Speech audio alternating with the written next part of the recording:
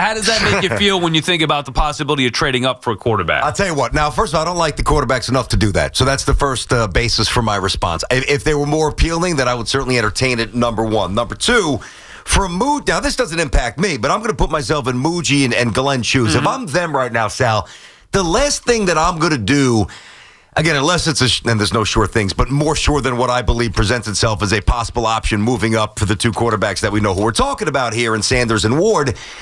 I'm not throwing a 70-yard Hail Mary as my first move as an executive and a head coach of the New York Jets. There's no way I'm doing that.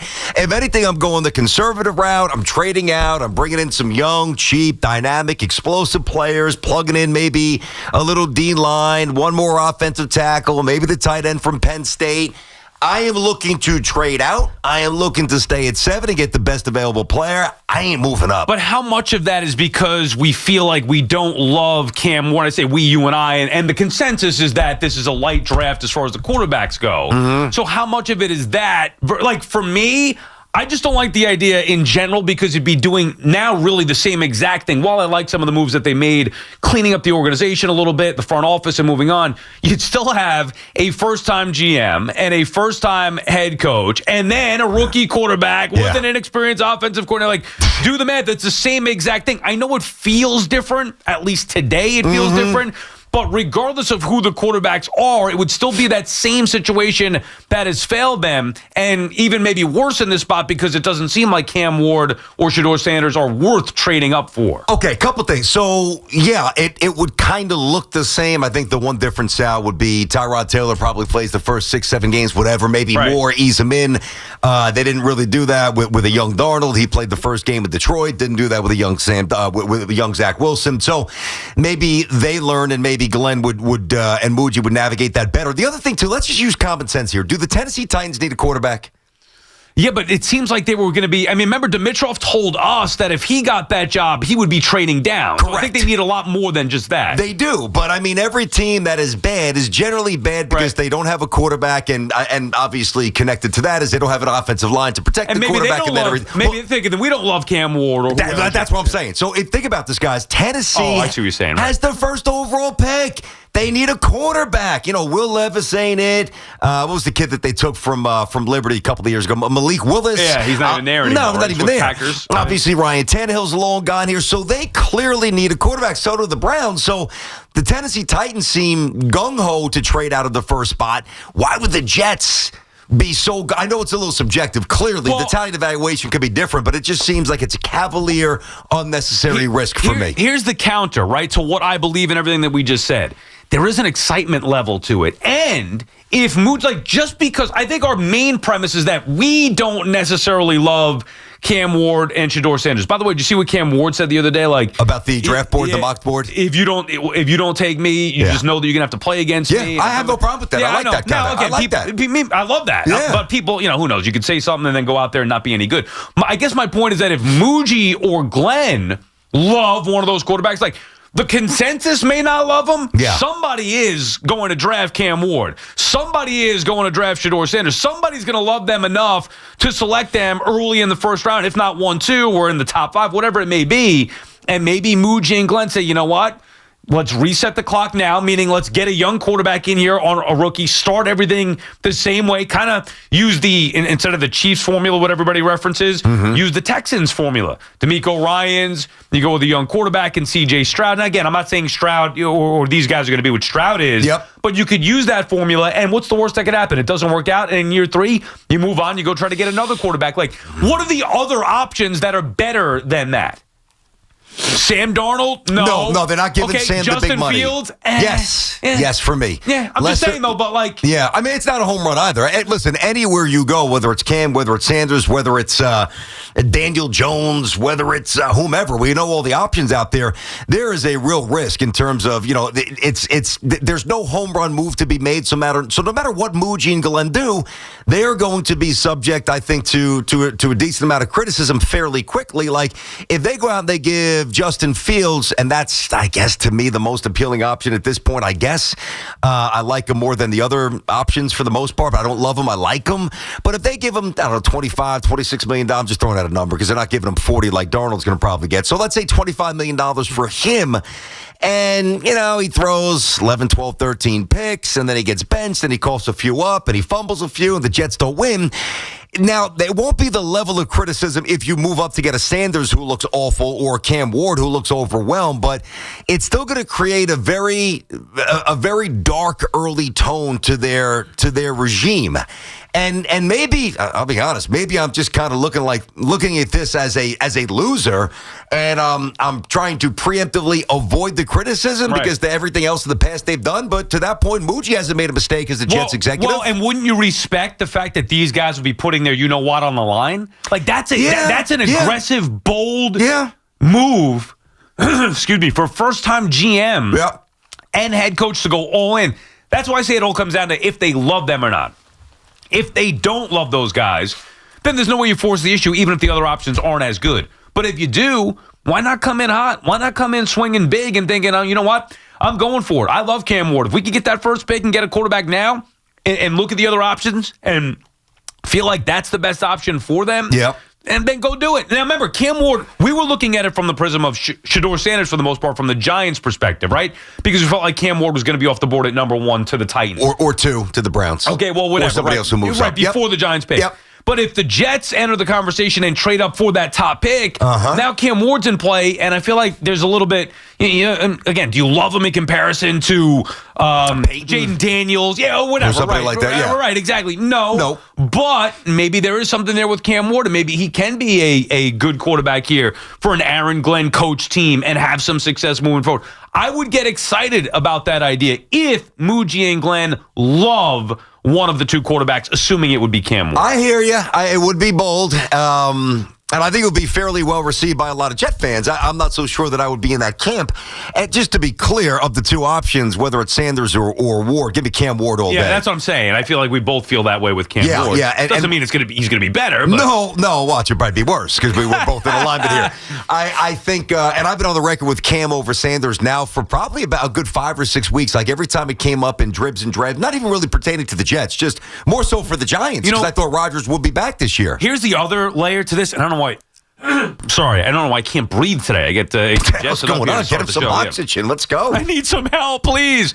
But the other element to this is similar to what we talked about with Atlanta last year, where people were knocking them for taking Penix. But the reason why they did that is they believed, first of all, they loved the player, but they also believed they wouldn't be drafting that high again, right? That's true. You hope not to. Yep. Well, if you're the Jets and Aaron Glenn and Muji, you hope that you're not drafting in the top 10 moving forward. This may be their best chance to go out there and take a chance on getting a top young quarterback, one of the high rookies, even if it's not as good as years past or maybe years ahead. Like, they're there now within striking distance. It's not going to cost you an arm and a leg the way that it would if you're going from 23 to trade up to number 1. That's true. You're going from 7 to 1 or 2, depending how it works out. They're within striking distance, which is why I do think a part of it should be appealing for the Jets. I think that's a good point, but I also think you've got to kind of weigh, and for me, it's offset a little bit by the fact that a lot of the quarterbacks that we watch who are great or trending toward greatness, they weren't necessarily taken top 5. Right. I mean, the guy who just won the Super Bowl was a second-round pick. Right. Okay. I mean, fair enough. And look, if they take a younger quarterback later in the draft, I'm fine with that, second-round, third, whatever it may be. But when you're sitting within striking distance, now again, it's a total hypothetical. I think I don't think it's as much. I think the Jets are actually considering this for Cam Ward, not for Sanders. Well, I think they should be considering it. I'm just saying we don't know what's going to happen, and we certainly can't assume. Like, you could give your opinion, I could give mine. Callers will call up 888-808-1019, give their opinion on what the Jets should do. But ultimately, it comes down to what Muji and Glenn feel. If they love Cam Ward or Sanders, but whoever, if they love one of those quarterbacks, then I am okay with them trading up and taking that big swing, trying to get one of those guys. All right, real quick. The other thing that you've got to present here is like the alternate universe where they don't go out and they don't do what we're talking about here, and they are a team who will the 20 with average quarterback play. Who will the 2025 Jets be? See, in my opinion, the answer is a pretty good team. So I guess I'm not as willing. Not with that average quarterback play? With average quarterback but play. then where are you getting that, though? Like that's I think Justin Fields would give you average quarterback. I think Daniel Jones could give you average quarterback. I mean, again, average. No, but they're both similar because they both can't throw the football. They both can run. Yeah. Listen, I think that the big issues from the Jets have been a lack of discipline, a ton of penalties, special teams been a complete train wreck. If Zerline did his job a year ago, now again, not to take this too many steps too forward, the Jets still had some flaws, couldn't stop the run, whatever.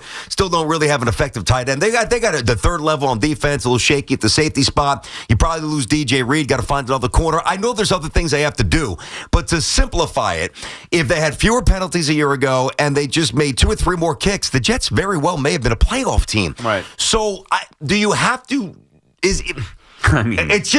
And I'm not risk averse. I have no problem going for it, but I've got to love what I'm going for. Well, I don't love Cam. I like Cam Ward. See, that's my only point. If they loved one of the quarterbacks, then I'm okay with it. I don't mind the risk, and especially when you compare it to the other options. BT and Sal on the Fan, our friends at Town Fair Tire. Remind you that at Town Fair Tire, you always get the guaranteed lowest price on name brand tires from Connecticut to Maine. Nobody beats Town Fair Tire. Nobody. Corey is in Edison, New Jersey. What's up, Corey? Hey, guys. Thanks for taking the call. Okay. So, unfortunately, I agree with you guys. What Sal was saying about the inexperience that these coaches have, the quarterback, the GM, that's a problem once again. But the one difference I would say from when we did this with Zach was the talent base has dramatically increased. I think we have, if Cam Ward came in, hypothetically, and he can play, I don't think we'll be like, oh, well, the O-line's holding him back, the receivers are holding him back. We'll know right away if he can play, and we'll know if he's a long-term player. It is, to your point, it is a great point. It is a better foundation. I could point out the rookie GM, rookie head coach, rookie OC, rookie quarterback, which I don't love. It's not ideal, but the roster is better than, say, what it was with Zach Wilson or Sam Darnold even. 100%. Thanks, guys. All right, thank you for the call. And that's what you got to. Thank you for the call. That's where you got to weigh. Like, to me, I'm still leaning toward best available at 7 because I do think, especially if people, whether it's the Jets or the Giants, whomever, start just jumping to try to get those quarterbacks there. What if it was a quarterback that you love? No, then that's a little bit different. Cam Ward. I do. I definitely like Cam Ward. I don't want Sanders. I do like Cam Ward. All I'm saying is I think you could get a relatively solid, not that you're going to win a Super Bowl this way, a relatively solid quarterback this offseason, relatively solid. And I think you can get an absolute horse at 7. D-end, tackle, or tight end, kid from Penn State. Right, but then when are you getting... Yeah, I know. There's a lot to consider. I don't know. Then maybe you just go for the unconventional hit. Yeah. Round 2, round 3. Yeah, which is fine. Hey, by the way, Sal, why can't the Jets take whomever at 7 and then, make a move to get into the back around 1 and take a quarterback and get that 50-year option like the Ravens did a couple years ago? That's fine. They could. There are multiple ways to do it. There is no exact science on how to build a franchise the right way or find the franchise quarterback. However, that's why I say it comes down to who they like. If they love Dart or whatever, figure out a way to get him. Trade down, whatever you got to do to get him. Trade back in or second round, whatever it may be. Yeah. But if they love Cam Ward and you're within striking distance and that pick is available because the Titans maybe don't love him, then maybe you take advantage of that. It just really depends on what the people in charge feel. And by the way, we could enter the Giants in this conversation as well, right? If they need a top quarterback, and obviously they do, and they love Cam Ward or Shedeur Sanders, then they should be figuring out a way to make sure that they get them and try to trade up with Tennessee, assuming that it's available. But it all comes down to what the people who run the teams want and like. Yeah, I do feel like the Giants situation, and we've discussed that a lot because I think many of us thought for a while Rodgers would come back, so it was more focused on, Giants at 3, what do they do, move up, can they get somebody at 3? I think that I'm of the mindset I want to see Dable and these guys have a young quarterback. I do think they need to do that at some point, so I would, and by the way, the Giants roster is not nearly as good as the Jets. I just think, what can we get from Muji and Glenn's history that would suggest that they're compelled to do something so brazen? Because you think about it, he was with Detroit, right? It would be, it would be exciting. It would be. Draft night would be fun, provided he could play. But, think about Aaron Glenn was the DC on a team that won a lot of games with somebody who was, bouncing around, even though he was former first overall pick, Jared Goff, but second team. And then look what they did in Denver. Obviously, they didn't get that kid top 10. They took a flyer on him. He won the job. He was rewarded. So I don't know where their minds are, but it's interesting. Justin is calling from Cedar Grove, New Jersey. What's up, Justin? Hey, bud. Hey guys, how you doing? Good. What's up? What's going on, buddy? Good. So you talk about best options. They just let 3,900 yards, 28 touchdowns, and 10 picks walk out the door. So that's where their best option went. However, but it's more than just the numbers, and you know that, Justin. Go ahead. No, I know he had a slow first start, but again, where else are you finding those numbers out there on the street right now? Probably not. So you're going to have to manage with what you have, or again, the names that you're throwing out are tough. But moving around in the draft, you're going to have to pay a bunch of guys. Consider trading Breece Hall right now before you have to pay him. I mean, of the 4 rookies, he's probably the most expendable guy that you can get rid of, no? I mean, if you want to draft capital. Because you have other running backs. And I don't know that you don't have anybody else like Garrett Wilson. You don't have anybody else like Sauce. Not that I'm running to the bank to give Sauce $100 million if he can't tackle. But I'll let Aaron Glenn make that decision. But the quarterback's best friend to me would be Breece Hall. Whether it's a check down and let him go nuts, whether it's running the football. Like, that's what the Jets need to get back to doing, is running the football. I mean, build the foundation the right way, especially if you have a young quarterback. So I'm not looking to move on from him. I get what you're saying, Justin, and thank you for the call. I would not be I'd look to move Sauce Gardner myself because I just think Breece is a better player. Mm-hmm. I know he plays a position that's not as valuable as the position that Sauce Gardner plays, but I think he's a better player. You're down on Breece Hall? I'm not down on Breece Hall. I'm just not as up as I once was. When he first, now I know he ripped up his knee and it takes a while. And dude, he's explosive still. He is. He's got his speed back, but I don't know. And maybe they just don't run the ball enough. Maybe their run scheme is not effective enough. I know he can do damage when he hits the hole, and he's got some space. I know that. But I put it this way. I thought he was better 2 years ago. I don't think he's getting better. I think he's kind of I don't know, leveled out a little bit. Now, if they did trade him, I wouldn't go nuts saying, what are you doing? No. I'd just sit back and say, okay, well, let's see what they got in store here. I don't necessarily love the move, and maybe could understand it. But I think, especially if you're going with a young quarterback, the way that I personally, now again, it's totally different. I would have brought in Pete Carroll. I would have kept Aaron Rodgers. So I like having veterans who know what they're doing and have been established here. But in this scenario, I would, if I'm going to get a young quarterback, the number one thing that I would want is a running game. I'm looking to build the best running game I possibly can, not to have it all on Cam Ward or Shedeur Sanders, a rookie quarterback every week. I'm looking to build that running game. That's the foundation I would have. I got to tell you, one of the things that, and you just said it before, and I think we all know this, that Muji and Glenn are just entering a much better situation than their predecessors did. That's obvious, and we don't need to run down the 9 or 10 or 12 reasons why. If you know Jets football, you know that that's a true statement. So having said that, even though they're coming off, another wretched season, everybody got fired, Rodgers is gone, the Jets are in a pretty desirable spot because they've got options. When they drafted Darnold, now they could have drafted another player, so they had options in terms of what quarterback they took. Same with Zach when they took him number 2, and Sam number 3. But I think the Jets have at least 3 or 4 options in terms of what direction they go. One is to stopgap, like a Justin Fields. One is to sit at 7 and get an absolute stud. One is to throw the Hail Mary, see what happens, go up there and get Cam Ward or Sanders. The other is to drop back and just, maybe you do get rid of Breece Hall. Maybe you do let Sauce Gardner leave. And by trading from 7 to 13 and then 13 to 19 or whatever it might be, you recover draft assets that you gave up for Rodgers and Devontae Adams. Yeah, they're in a good spot, though. They have some well, I mean, I shouldn't say they're in a good spot. They're in a better spot than they usually are. Well, put it that way. It feels like they're in a. Now the key is though, this is a huge. Like they got to nail this one, especially if you're taking a risk. Either way, really, with the 7th pick, whether you trade up, you have to nail it, or with that 7th pick, you better nail it. And the other decisions, as you just mentioned, they also have to make sure that they make the right decisions. Ultimately, that's what it comes down to. Muji and Glenn going to make the right decisions or not? Yes. Although we'll be having the same conversation in 3 years when these guys are getting fired and the next guys will be in. See, I just think, and just to simplify it, I think they've got a lot more to navigate in terms of options than than Joe Douglas did and even McCagnon and Idzik, because they were so wretched, but we knew they had to take a quarterback, and they really there's a couple doors that they can knock on right now. BT and Sal on the Fan. More of your calls when we come back. We'll enter the Giants into the conversation as well. Could both teams be trying to trade up for that number 1 spot? 888-808-1019.